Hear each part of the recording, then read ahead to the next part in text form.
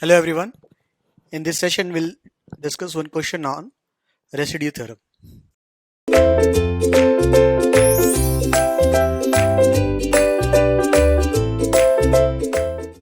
So it says for f of z equal to 1 by z into z square plus 1, compute f of z dz over contours c1, c2, c3 and c4. The contours are like this.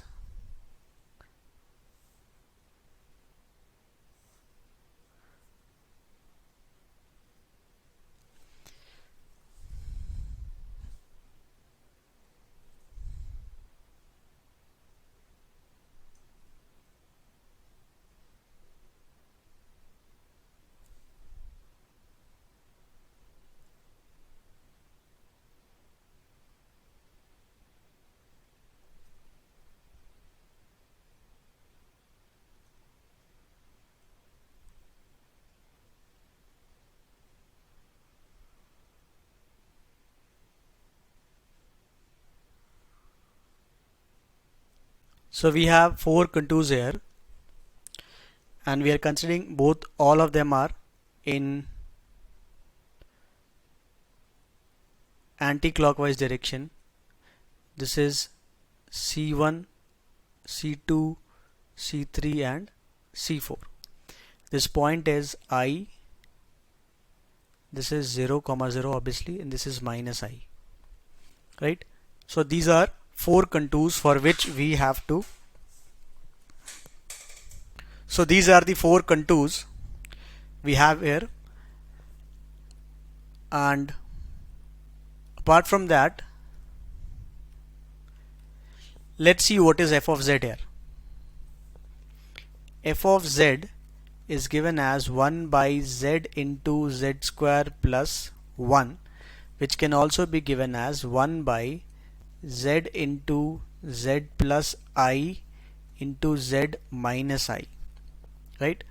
So the poles for these functions are z equal to 0, z equal to minus I and z equal to I, and they are all of single order, right? We can see that they are simple order, that is n equal to 1. They are not repeated. Now let's find the residue at all these points first. So residue, let's say f at 0 will be given as, the formula says it will be limit z tends to 0 for z minus 0, I'm writing in intentionally z minus 0 into f of z, which is 1 by z into z plus I z minus I, right? In that case this z and this z will get cancelled, and for z tends to 0 we will be left with 1 by I into minus I, which is nothing but 1, right? This is 1. So let's see another one. For z equal to I, the residue f at I will be limit z tends to I. So this z equal to I is nothing but z minus I equal to 0, right? So this is going to be z minus I into 1 by z, z minus I and z plus I, which makes this z minus I, z minus cancel, and this will be I into I plus I, which is 2I. So I square becomes minus 1 and this becomes minus 1 by 2. for z equal to minus I, that is z plus I is equal to 0. Again, this is of the first order, so residue f at minus I will be limit z tends to minus I for z plus I 1 by z into z plus I z minus I. So the z plus I will get cancelled and this will become minus I into minus 2I. So minus minus plus, I square will be minus 1 and this will become again minus half. So we have found these three residues. Now let's talk about each of the curves one by one. The first curve, the points or the singularity we have is z equal to 0, z equal to minus I and z equal to I. So this is z equal to I, z equal to 0 and z equal to minus I. So let's discuss it here and then we will do one by one. For C1 we don't have any singularity within the region, right? I is also outside. This is C1. So for C1 all the singularities are outside this region. So that means the entire function will be analytic for this region, right? Secondly, for C2, we have this I lying within this region. So there is one analytic, there is one singularity and we'll have to find the residue for that point z equal to I. Then for C3, we have both z equal to 0 and z equal to I within this curve. This is the curve. This is the contour. So in this case we have two of the singularities, so we'll have to add both of them for 0 and I both. Similarly for C4 it will be all of them, right? Now other concern is all these curves are counterclockwise. Had it been clockwise we would have written minus 2 pi I times of sum of the residues. Clear? So let's start with the first one.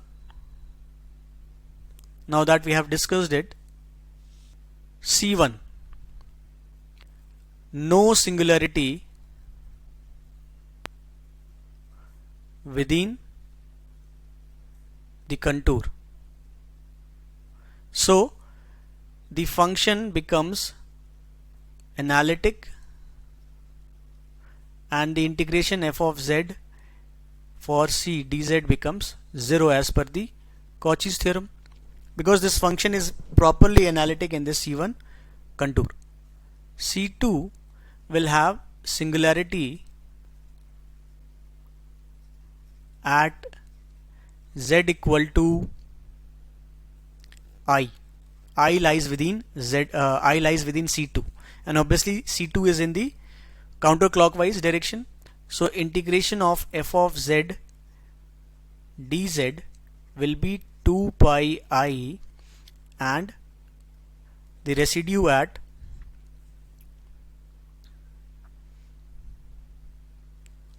I'll write this, residue at f is equal to I, right? So in this case the residue at I is given as minus 1 by 2 if I am right. Yes, for I and minus I it is minus 1 by 2 and for z equal to 0 it is 1. So this is going to be 2 pi I into minus half, which becomes minus pi I. C3 singularity is at z equal to 0 and z equal to I. So the integration for C f of z dz becomes 2 pi I, the sum of residue at z and sum of the residue at I. So this becomes 2 pi I into, for 0 it is 1 and for I it is minus half. So this becomes half into 2 pi I will become pi I. Similarly,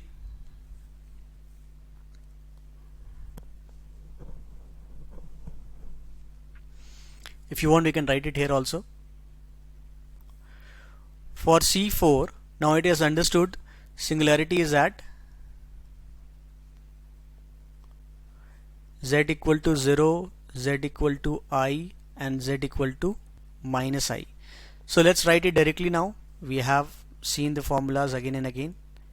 F of z dz for the C will be 2 pi I. For 0 it is 1, for I it is minus half, and for minus I also it is minus half. So sum of all will give you 0, right? So this case it is going to be